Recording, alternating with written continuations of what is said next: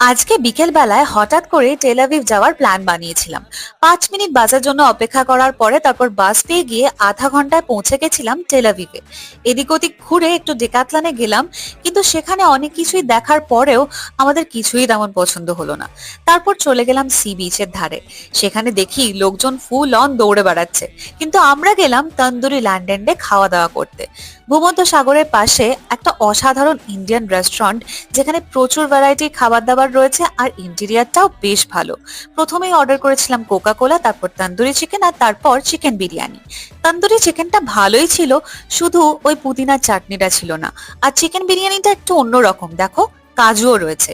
আর এই দুটো গুলাব জামুন ছিল মিষ্টি আর কমপ্লিমেন্টারি, কিন্তু তার থেকেও মিষ্টি ছিলেন এই রেস্টুরেন্টের স্টাফ। সত্যি এনাকে দেখে আমি তো পুরো একেবারে ফ্ল্যাট হয়ে গেলাম, কিন্তু কিছু করার নেই, বুকে পাথর রেখে বরের সঙ্গে আবার হাঁটা লাগালাম বাড়ির দিকে।